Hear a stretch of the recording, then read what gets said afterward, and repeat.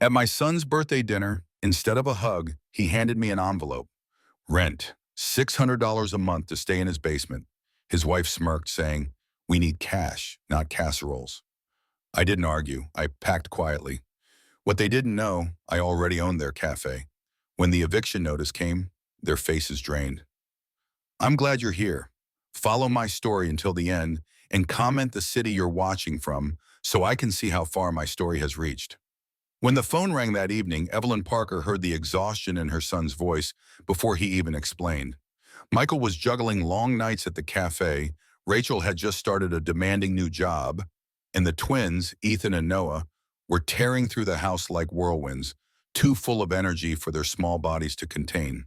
He didn't even try to hide the desperation that crept into his tone as he said, "It's just temporary, Mom. A few months, we could really use your help." The words pierced her heart in a way that both hurt and healed.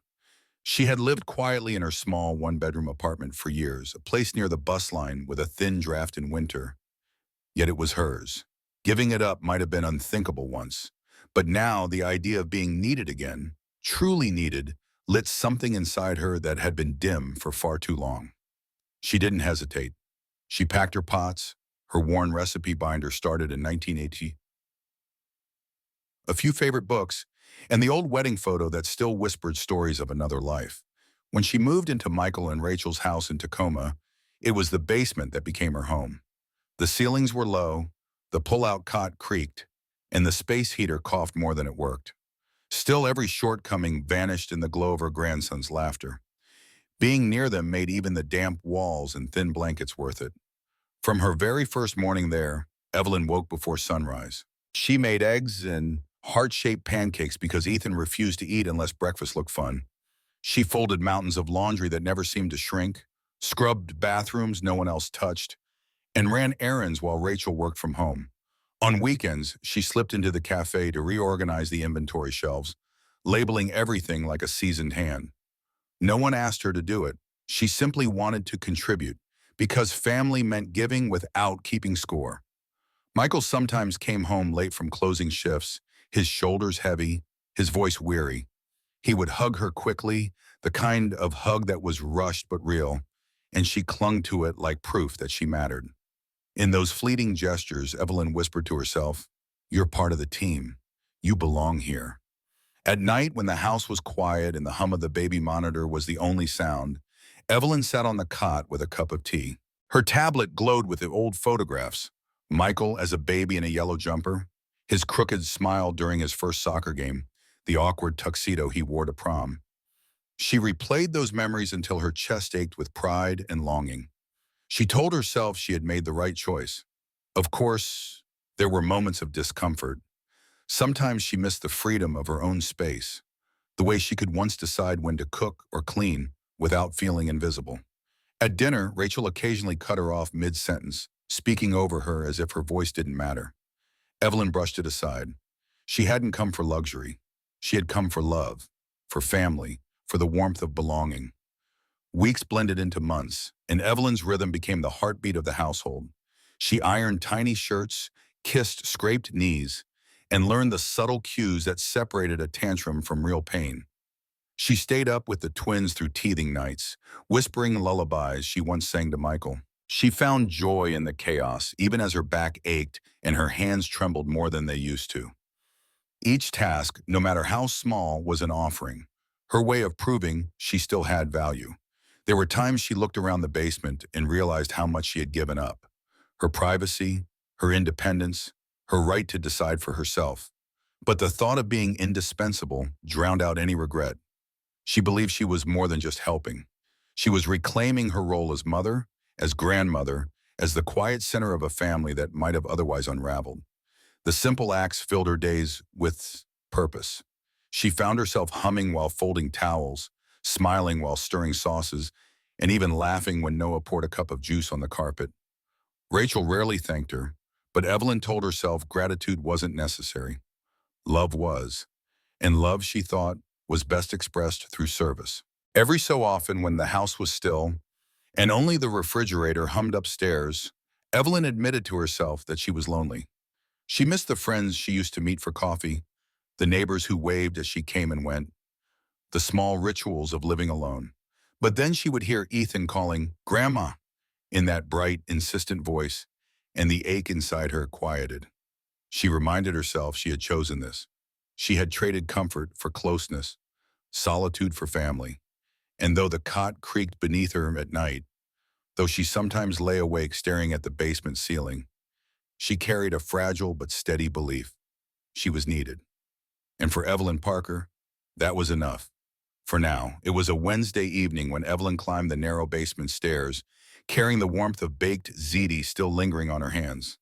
The scent of garlic and cheese filled the air, a small gift for Michael, who had always loved the dish since childhood. She remembered the way he used to request it every birthday, his face glowing with delight when she set the steaming casserole on the table. That memory lived in her as she moved upward, ready to place the pan in the oven and surprise him. But halfway up the steps, she stopped. Michael stood there, blocking her path. In his hands was a manila envelope, thick and heavy as though it contained more than just paper. His face was unreadable. No smile, no tenderness, not even the tired affection she had grown used to in his quick hugs. He simply held it out and said flat, "We need to talk." The words hit her chest like a sudden gust of cold wind. She took the envelope, her hands trembling, and opened it carefully. Inside lay a document, printed neatly, bullet points precise and impersonal. Rent agreement, $600 per month, due on the 1st, late fee out after 5 days. For a long moment, Evelyn stared at the paper, unable to form words. Her throat tightened. "Is this?" she whispered, not even finishing the sentence. Michael didn't flinch. His jaw was set, his eyes cold with resolve. "It's just to help cover expenses. You've been living here for a while, Mom. We're stretched thin." Before she could process his words, Rachel appeared at the top of the stairs. Arms crossed, gaze sharp as glass, she stepped beside him like a guard, ensuring no escape. Her voice carried none of the warmth Evelyn once hoped for. "We pay the mortgage, the utilities, the groceries. You live here for free, and that's not sustainable anymore." Evelyn's lips parted, but her voice came out like a broken whisper. "I help with the kids. I cook. I clean. I take care of the house." Rachel cut her off, her tone as sharp as the slam of a door. "That's not the same as money, Evelyn. We need cash, not casseroles." The words sliced deeper than she expected, deeper than even the contract in her hands. They didn't sound like family. They sounded like landlords dismissing a tenant who had overstayed her welcome. Evelyn lowered her eyes, unable to meet their stares, and clutched the paper as though it could anchor her to something real. That night she lay on the cot in the basement, the ceiling pressing down on her with unbearable weight. She stared at the shadows from the small heater flickering against the wall. Her heart replayed the moment over and over, Michael's voice stripped of tenderness, Rachel's eyes filled with judgment. She had given up her own apartment, her independence, the fragile comfort of living on her own, all for them.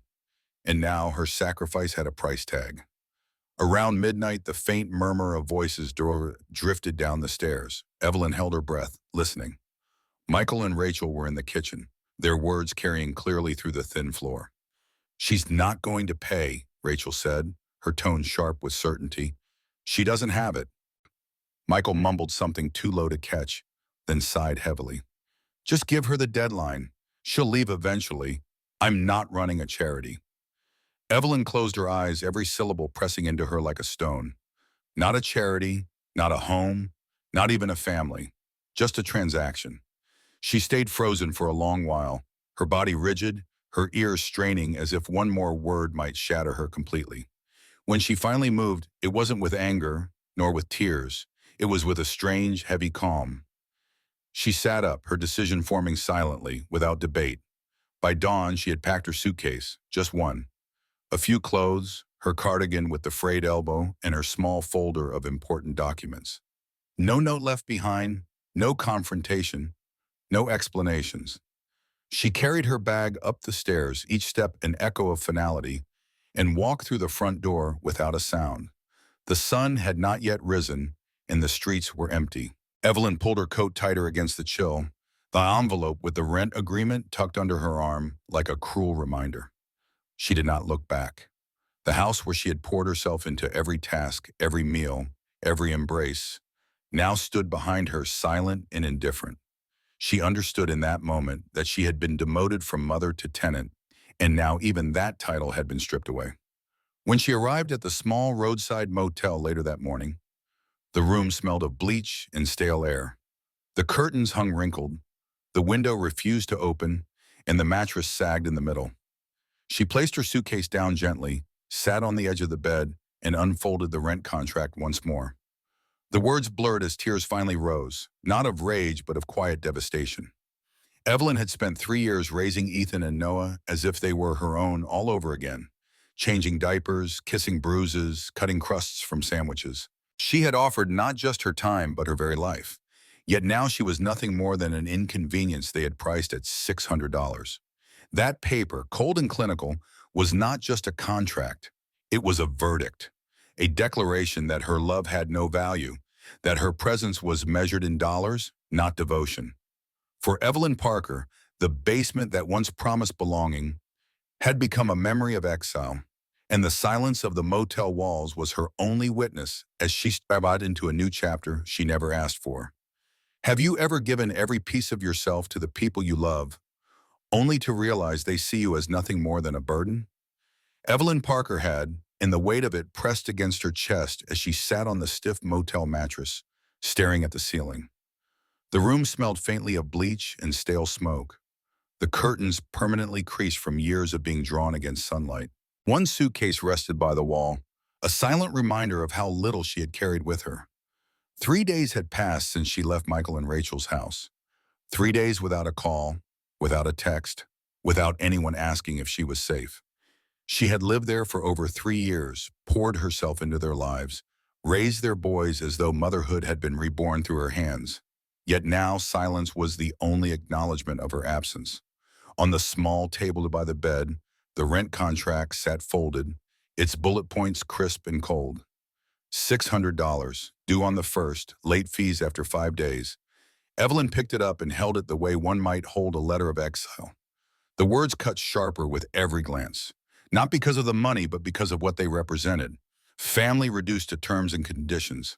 A mother reduced to a tenant. She tried to eat, heating up a can of soup in the tiny microwave, but the taste was flat, cardboard compared to the meal she once crafted in the family kitchen. She missed her spices, the soft hum of her old kettle, even the rhythm of setting the table for people who no longer wanted her there. When she lay down, the blanket was stiff, scratchy, like hospital sheets, and the silence pressed harder than the loneliness. Habit made her reach for her phone. Perhaps Michael had realized. Perhaps Ethan had asked where she had gone. Perhaps Rachel had softened enough to send a message. But the screen remained dark.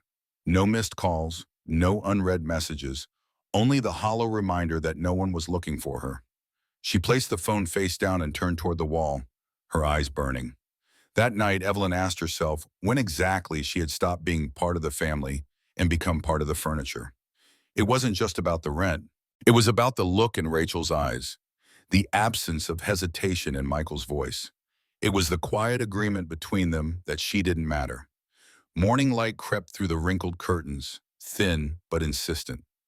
Evelyn pulled her suitcase closer, unzipped it, and retrieved an old file folder she had carried for decades. Inside were fragments of her life, her birth certificate, her social security card, hospital records from her nursing years, proof that she existed, that she had once been someone with a place in the world. Her hand stopped on an envelope tucked between the papers, one she hadn't touched in years. The handwriting on it was unmistakable, elegant, deliberate. Margaret Collins, her last client before retirement. Evelyn had cared for her through her final months, spoon-feeding her, listening when no one else made the time, sitting by her bedside as the hours stretched endlessly. Margaret had once told her, "You're more than staff, Evelyn. You're family." Evelyn had thought those words were nothing more than kindness, a final gift of comfort before parting. But as she slid her finger under the flap and unfolded the letter inside, she realized Margaret had meant much more. The letter was written in Margaret's firm, graceful script. "You were more than a nurse, Evelyn. You were my sanity, my anchor. I made sure you'd be remembered for it." Tucked within the folds was a notarized document. Evelyn Parker was the legal owner of 51% of Sunlight Roasters LLC. She blinked at the words, her breath catching. Sunlight Roasters, the cafe Michael had built, the one she had sacrificed so much to support. Evelyn flipped through the attached pages, her heart pounding. Margaret had invested in the cafe years earlier, but she hadn't done it through Michael. She had done it in Evelyn's name, quietly, deliberately. Margaret had trusted Evelyn more than her own blood, and that trust had been sealed in legal ink. Evelyn's signature was there, faint in her memory, but undeniable on the page. Margaret's signature followed, alongside that of a lawyer she did not recognize. The documents were official. They were binding. And they revealed a truth Michael had never known. The cafe he believed he had built on his own was never entirely his. The papers trembled in Evelyn's hands as tears welled in her eyes. Not tears of sorrow this time, but of recognition, of justice wrapped in silence until the right moment. For years, she had given everything without expectation. Now, without asking, she had been given back a piece of herself. She sat at the small motel desk, sunlight stretching long across the worn carpet. The letter, the documents, the weight of Margaret's trust, all of it breathed life into her hollow chest. Evelyn realized she had not been erased, not entirely. She had been underestimated, and in that underestimation lay her power. They had tried to make her invisible, but Margaret had ensured she would remain rooted. Evelyn folded the documents carefully, her lips curving into the faintest smile. They thought she had left with nothing. They thought she was gone. But Evelyn Parker still had a claim, not only to the cafe but to her worth, and she was about to prove it. If you've ever been written off, told you no longer mattered, stay with me. You'll want to see how a forgotten mother became the silent owner of the very dream her son thought was his alone. The motel room grew smaller each night, its stale air clinging to Evelyn's skin, its silence heavier than the ache in her chest. But the papers from Margaret Collins changed everything. They were not just words on notarized pages, they were keys. And Evelyn had learned, after decades of giving without taking, that keys meant doors. 2 mornings later, she stepped into a co-working space downtown. The building smelled faintly of fresh paint and coffee, the hum of printers and laptops filling the air. She paid $10 for a day pass, her hands steady as she laid the documents on the table. One by one, she scanned them, sending copies to a lawyer she found online and another to a financial advisor whose office was only a few blocks away. Each beep of the scanner felt like a hammer striking a bell, each file saved like a brick laid in the foundation of her new beginning. When the last page slid through, Evelyn exhaled for the first time in days. She had not imagined her worth, and she was not powerless. Margaret had given her more than ownership. She had given her a way to stand without asking permission. That afternoon, Evelyn made a call. The number belonged to the landlord listed on the for sale sign outside Michael's cafe. Her voice was calm, measured, carrying none of the storm that brewed inside her. "I'd like to ask about the property," she said. The man explained the details. Yes, it was for sale. Yes, cash offers would be preferred. Yes, it could move quickly with the right buyer. Evelyn asked nothing more than what she needed. She did not tell him who she was. She did not reveal the bloodlines and betrayals woven through her connection to that building. She simply ended the call, closed her eyes, and let the quiet settle around her like a shield. 2 weeks later, the sign came down. The paperwork had cleared, the wire transfer had posted, and the building that once echoed with the sound of Michael's ambition now belonged to her. Not as his mother, not as his tenant, but as the legal owner who had reclaimed what was hers all along. She didn't tell him, not right away. Instead, Evelyn moved into a small studio apartment above a florist's shop.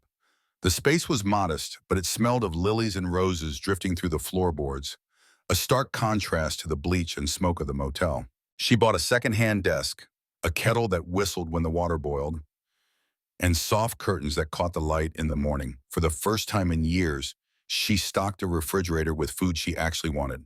Real butter, fresh herbs, strawberries just because they looked sweet. She stood in that tiny kitchen one evening, slicing bread for herself alone, and realized she didn't have to justify her choices to anyone. From her new window, she could see the street corner where the cafe's customers came and went. She watched without bitterness, Only patience. The silence between her and Michael stretched, rooted deeper each day, and she let it grow.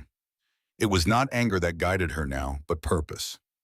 The lease renewal date arrived soon after. Evelyn instructed the property manager to raise the rent, not cruelly, not extravagantly, but enough to remind them that nothing stayed the same forever. She didn't gloat, she didn't send a message. She simply waited. 3 days later, Michael's first text appeared on her phone. "Mom, are you involved in this?" Her fingers hovered over the screen, then stilled. She placed the phone face down and walked away. Hours later, Rachel called. Evelyn watched the name flash, then disappear into voicemail. She made tea instead, the kettle whistling like an old friend returned. By evening, the panic had reached the surface.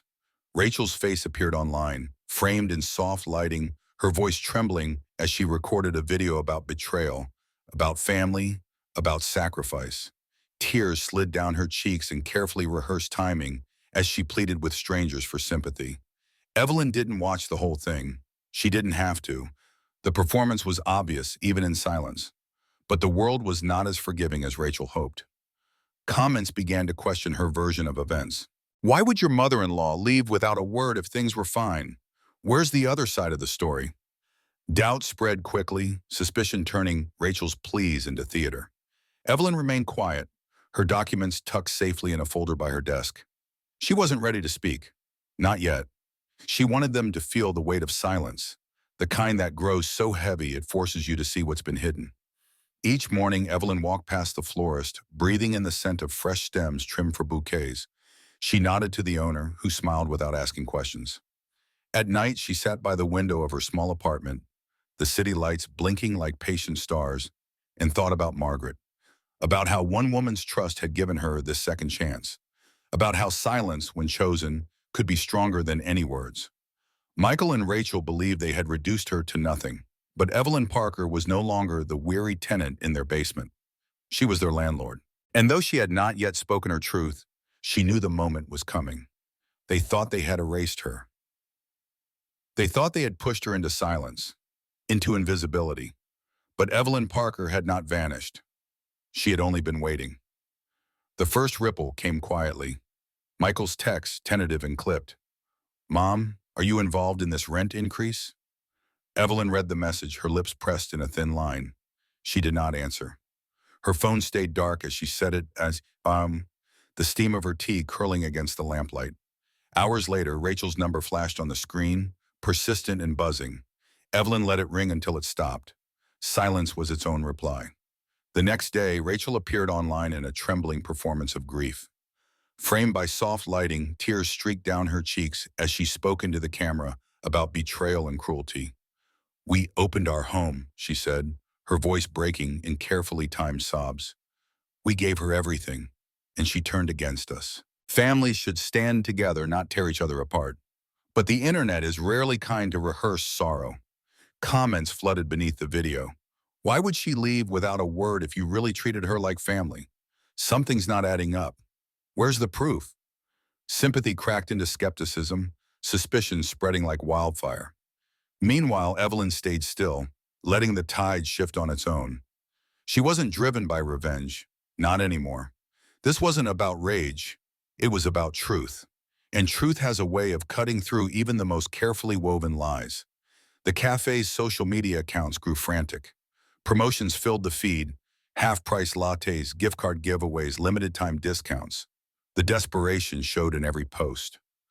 Evelyn watched from her little apartment above the florist shop, the scent of fresh roses drifting through her window, as her son grasped to hold on to the dream he thought belonged solely to him. That night, Evelyn made her choice. She set up her phone on the small wooden table by the window, daylight still lingering behind her. No music, no filters, no rehearsed sorrow, just her face lined with years of work and sacrifice, calm but unshaken. "My name is Evelyn Parker," she began, her voice steady. "I've been quiet for a long time, but I think it's time I speak. Not to attack, not to accuse, only to clarify." She reached for the folder resting at her side and lifted each document into the frame. Ownership agreements, investment receipts, the deed to the building itself. Her hands did not shake. Her words were measured, deliberate, unflinching. "I did not betray anyone," Evelyn said, looking straight into the lens. "I did not destroy what they built. I simply reclaimed what I helped create." She stopped the recording there. No speeches, no pleas for sympathy, only proof. The video spread quickly. Within hours, strangers began sharing it, stitching their own reactions, analyzing the paper she had shown. A lawyer on YouTube broke it down line by line, confirming Evelyn's legal right to everything she claimed. Comment sections shifted in tone from doubt to outrage, but not at her. At them. Rachel scrambled to respond, posting another video, her voice shrill, her eyes wide with the panic of someone losing control of the narrative. "She ambushed us," she cried. "She's lying." But the words fell flat. The tide had already turned. Sympathy for Rachel dissolved into ridicule, her tears now seen as a mask. Evelyn didn't watch the chaos unfold in full. She didn't need to. She had done what was necessary. The rest belonged to the world to decide. The silence that followed was different now. It was no longer the silence of exile or erasure. It was the silence of victory, of truth settling like roots deep into the ground. Evelyn sat in her apartment, the hum of the florist's cooler drifting faintly through the floor, and felt the weight she had carried for years begin to lift. They had treated her like a tenant, someone to pay rent, someone to leave quietly when told. But she had risen not with rage, but with proof. And proof was stronger than their voices, stronger than their accusations. That night, Evelyn brewed another cup of tea, her hands wrapped around the mug, and allowed herself a small smile. She hadn't shouted, she hadn't begged, she hadn't even raised her voice. She had simply revealed the truth, and the truth had done all the speaking for her. They thought they had silenced her. Instead, she had reminded them, and the world, that Evelyn Parker had never disappeared. She had always been there, waiting, and this was only the beginning. If you've ever been underestimated, if you've ever been pushed aside only to find your strength in the silence, keep listening. The next part of this story will show just how far Evelyn's quiet power reached. The fallout arrived faster than Evelyn expected. Within weeks, the cafe's once busy windows grew quiet, the line of customers shrinking into a trickle. Promotions piled one after another, half-off drinks, buy-one-get-one deals, loyalty cards. But the air around the shop carried a different weight now. Suspicion, distrust. People no longer came for their morning lattes. They came to witness the unraveling of what had once been a family business. Rachel's partnerships vanished one by one, sponsors quietly withdrawing their names. Her face, once present on every PTA flyer and social media campaign, disappeared without ceremony. Meetings that had once welcomed her were suddenly filled without her. The invitations stopped coming. She tried posting again, her tone angrier, sharper, insisting Evelyn had ruined them. But the world had already shifted its gaze. No one was listening anymore. Michael held on longer, his hands gripped so tightly to the cafe that the strain showed in his face. He worked later hours, posted cheerful updates that rang hollow, and avoided the camera whenever Rachel recorded. But the exhaustion betrayed him. His smile sagged, his eyes dulled, and the weight of pride pressed him lower each day. Evelyn did not watch in delight. She watched with the stillness of someone who had already accepted the truth. From her apartment above the florist, life was different. Quiet, clean. Her refrigerator no longer held food chosen for others, but things she loved.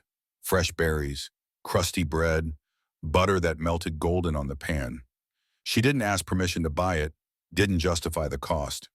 She brewed her tea at dawn, inhaling the scent of roses from the shop below, and listened to the whistle of the kettle as though it were a song meant just for her.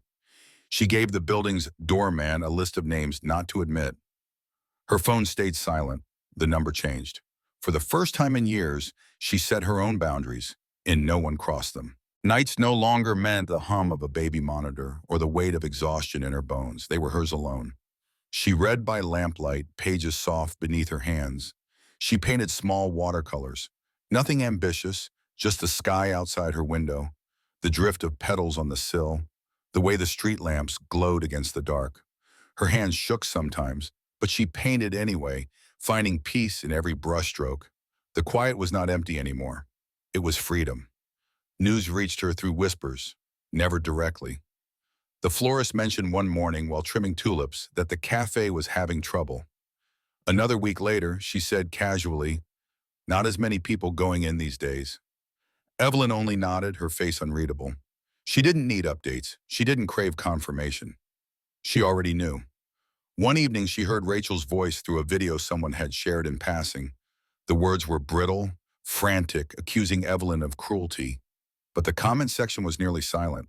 No defenses, no sympathy, just the echo of her own bitterness bouncing back at her. Evelyn closed the video without finishing it. She didn't need to hear the rest. She thought about Michael sometimes, about the little boy in the yellow jumper, the teenager in the awkward tux, the man who once called her because he really needed his mom. That version of him felt like a memory pressed flat in an old photograph. The man who handed her a contract instead of gratitude no longer resembled the child she remembered. She wondered if he ever thought of her now, if he regretted anything. But she never let the thought linger too long.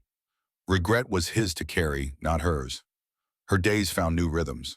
She walked the streets near her apartment, stopping for bread at the corner bakery, pausing to admire the displays in shop windows, greeting neighbors who didn't pry. They smiled, they nodded, they let her exist without asking for more than she wanted to give. It was enough, more than enough. More. Evelyn had not sought revenge. She hadn't planned some grand reckoning. All she had done was step into what was already hers, reclaiming what they had tried to erase.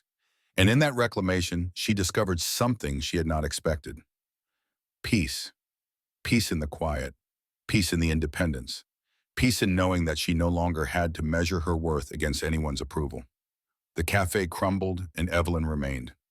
Not louder, not harsher, not gloating, just present, alive in her own space. She had been invisible once, treated like furniture, like background noise in a house that only wanted her labor. But here, in this quiet corner above the florist, she was visible again, if only to herself. And that was enough. Sometimes revenge looks like fire, sharp and consuming, but sometimes it looks like peace, quiet and steady, slipping into your bones until you realize it was what you needed all along. 2 months had passed when Evelyn heard the words that confirmed what she already knew. The florist downstairs mentioned it casually while trimming a bouquet of daisies. That cafe on 3rd closed down last week. Shame.